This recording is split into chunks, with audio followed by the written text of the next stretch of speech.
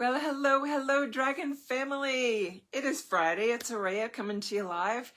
I like to do it every week. Don't always get to it because we are all moving into being in flow, following that heart desire, following your rhythm, your heart song, what is your pulse, and honoring that. It's a really big challenge in today's world to learn to live that way. So I encourage everyone to be doing it.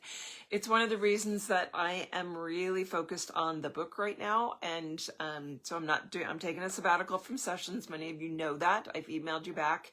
There's been a lot of interest lately. One of the interviews I did with Julia Balaz, the galactic astrologer, she's incredible in her field, has resurfaced. And so there's a lot of new wave, I think, of Dragon Awakening, which I'm super excited to see. This group is expanding again. I'm getting lots of questions, lots of seeking, which is always super exciting. So who knows if that means there'll be another program building. I've actually started getting applications. So I'm like, okay, Spirit, what do you want me to do? But for now, I am honoring that flow of what I need right now to be focused on the book. Super excited how it's coming through. Still projected or on track for a release about a month from now.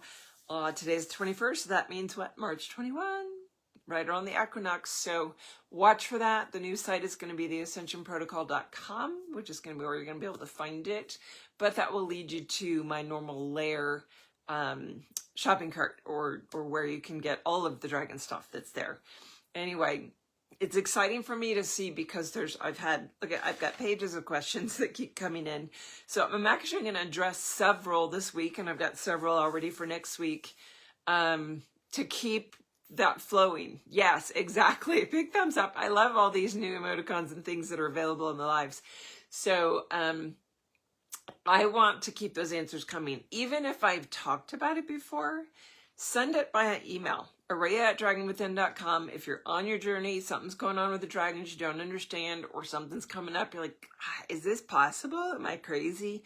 Send me the question, because these discussions really help people. And we've got over 400 videos in the archive now on the YouTube channel, all with questions. And so I may have talked about it before. I may have talked about it 3 years ago, and I can either, if you email me, direct you to that video, or because we've grown and expanded so much since then, I might want to tackle that with some extra information, with a new take or perspective on where we're at with some of that information. So diving into these first questions, I'm going to go right in. I've got 3 separate individuals that these questions are coming from, but they all sort of tie in. So I wanted to bring them together.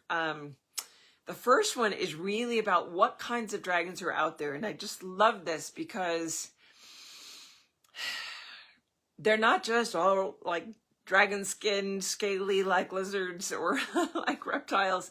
They are actually an avian species. And just like the dinosaurs were actually in an avian lineage, they were not reptilian. I actually went back. I learned that thanks to my kids at a Discovery Museum for Kids that had an exhibit visiting from the Natural History of Science Museum or something like that. And so they had a whole thing on the dinosaurs, and they had a whole thing explaining their connection to the avian lineages versus the reptilian. And that answered or confirmed for me so many pieces I knew about the dragons. So this first question is, are there feathered dragons? I just love that because she had an experience. She's like, I could see the most beautiful yellow feathers, plasmic, bird-like. But it was a yellow gold feathered dragon swirling all around me. Is that even possible? And what about this? She goes on and says, and I've ridden in a planet, possibly my home, a light powdery blue dragon whose body was more of skin, of what seemed like dolphin-like skin with huge wings. As I write this, I feel the longing. Have you ever seen these kind of dragons? This world is made up of floating mountains with the most beautiful advanced way of living. Wow. And another meditation, I saw a group of gold dragons swirling atop a huge mountain, creating some diamond white vortex or ring, far at a distance, yet it felt so close as to feel like an invitation. So first off, to answer the quick, easy questions, 100% there are feathered dragons. There are dragons with skin like dolphins. There are dragons with skin like scales.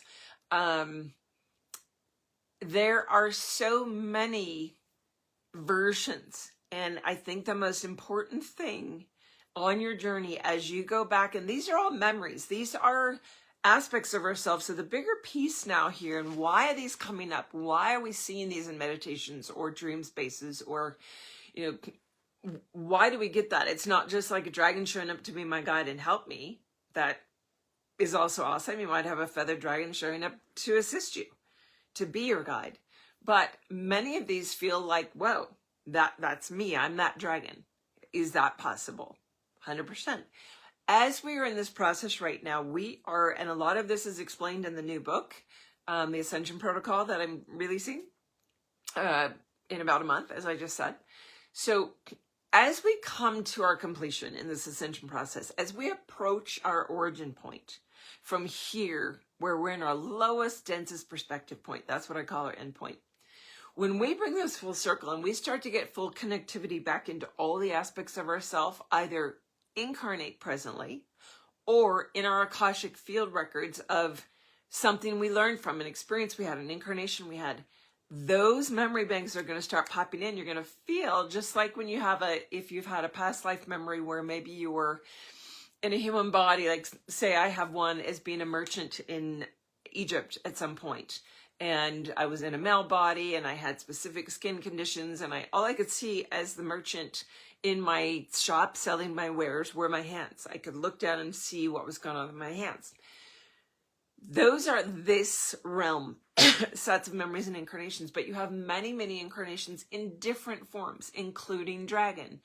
So these memories coming in are meant to not only trigger your awakening, but you are reconnecting to those, particularly to the ones that are still incarnate, even if they are in other systems. So you're actually starting to get conscious connectivity into those other aspects. And that is both an indicator of the fact that you're getting closer to your endpoint of your ascension, that you are well on your way, because once we have that complete, we actually have conscious connectivity and awareness of all aspects of self simultaneously. And your little brain is going, oh my God, that would freak me out. It would be too much to take all in at once. And yet, in the telepathic field, when we have awareness and connection, all those, it's like having a library here of things we can draw on, access to information that I can go, oh, I need that off the shelf. I can pull that in right now and apply it here. And it's about pulling all those systems together. It's like having a supercomputer, and you've set up all the different stations, and now you're hitting those cables, connecting in, and so the whole system is operative.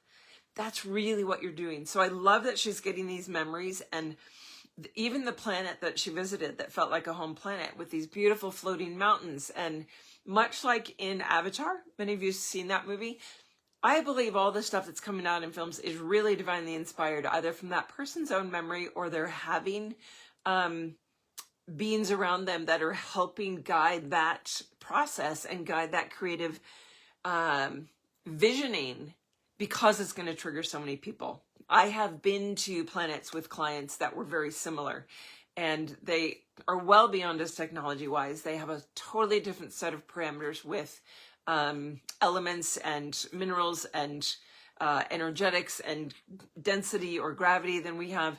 And so they operate differently. And we've been in those. This is part of connectivity to your full aspect.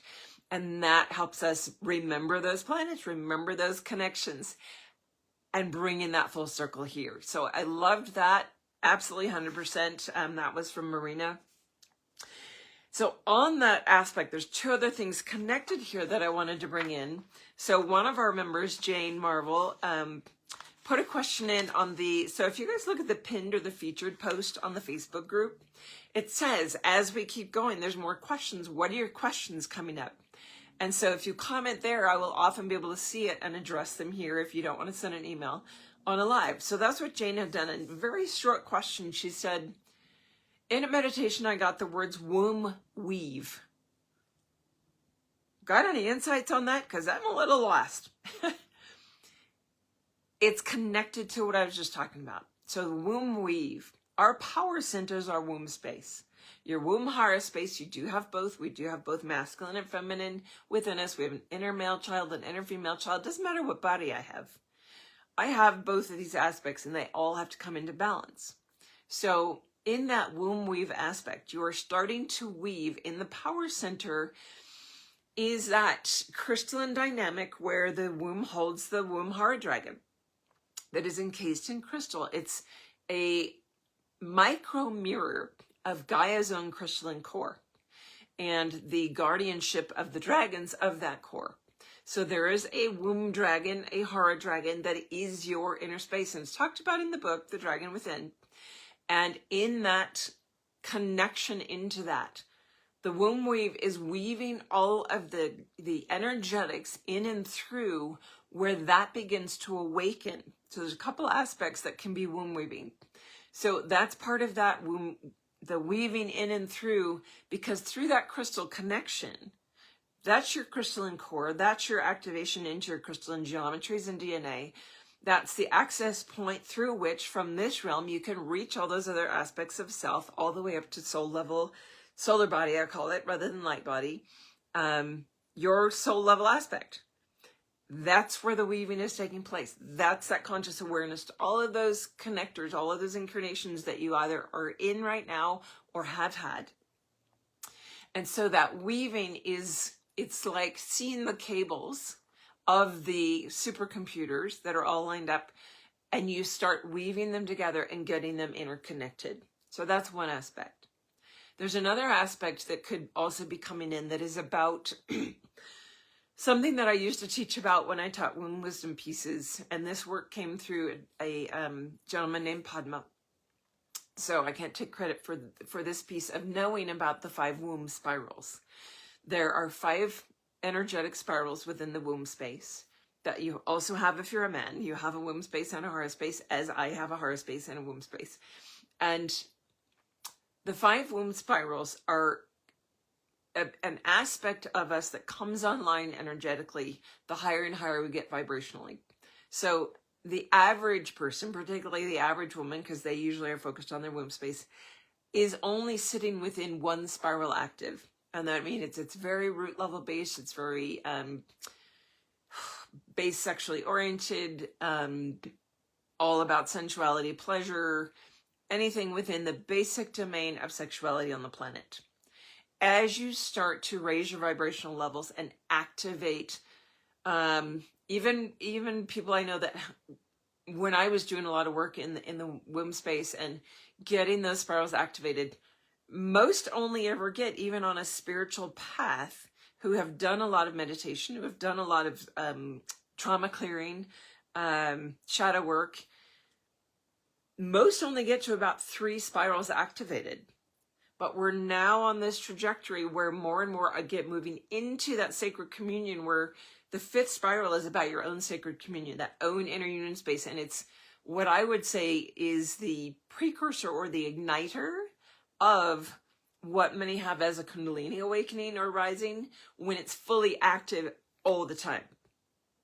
So people can have a Kundalini awakening or a Kundalini rising experience, but then it's like it dissipates, or they don't maintain it in an everyday, every moment type of energy flow until you get that 5th spiral activated. And that's when we're actually coming into that full connectivity I was talking about before, where all the cables are plugged in. We have full access and conscious awareness of all aspects of self.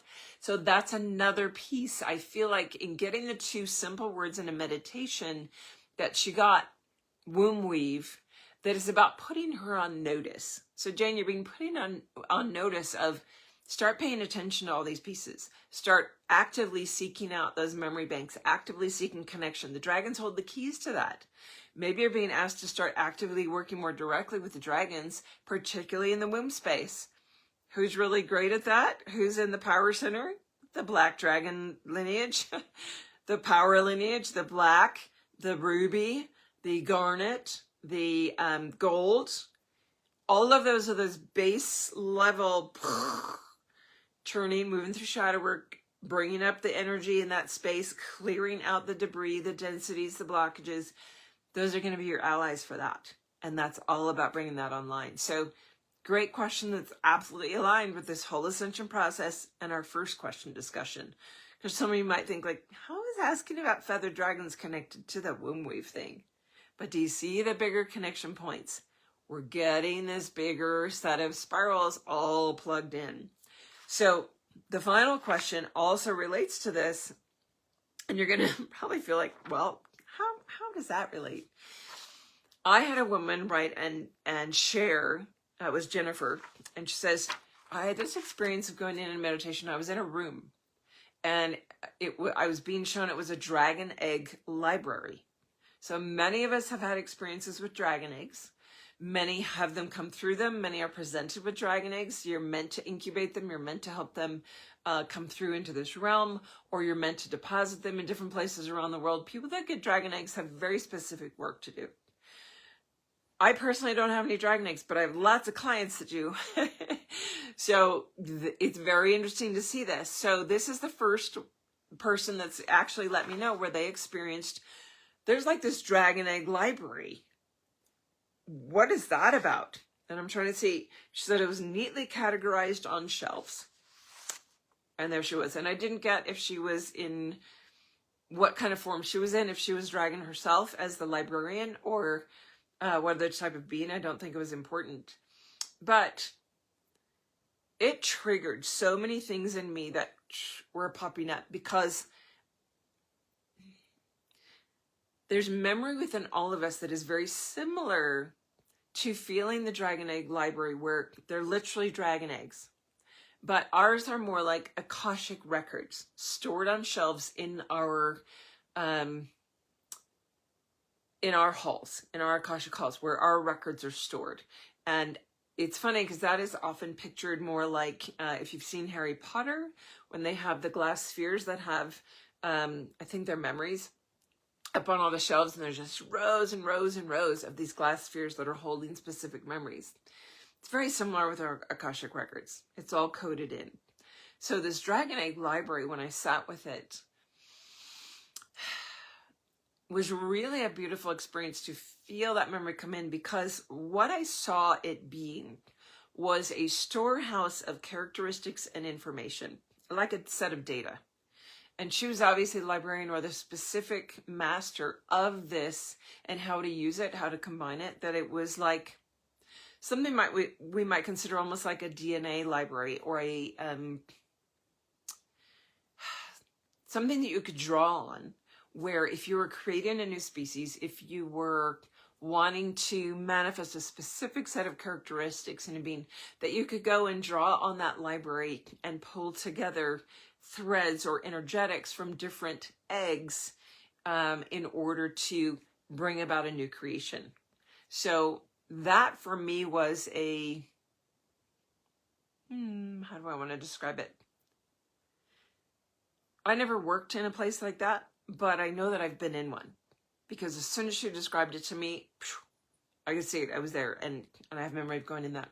And I feel like there was a lot of that connected to the teams that were creating the blueprints for humanity and the species, the characteristic components in the blueprints that would allow a human suit like this to survive in the specific conditions of matter and elemental densities, the characteristics, having carbon, having hydrogen, having nitrogen, all these different pieces that were being brought in, and how they would function and operate, and being able to pull from those characteristics as that was being created. So almost like a template library to draw information from, that those eggs would share their information. It's not like they would take the egg off the shelf and necessarily take it somewhere to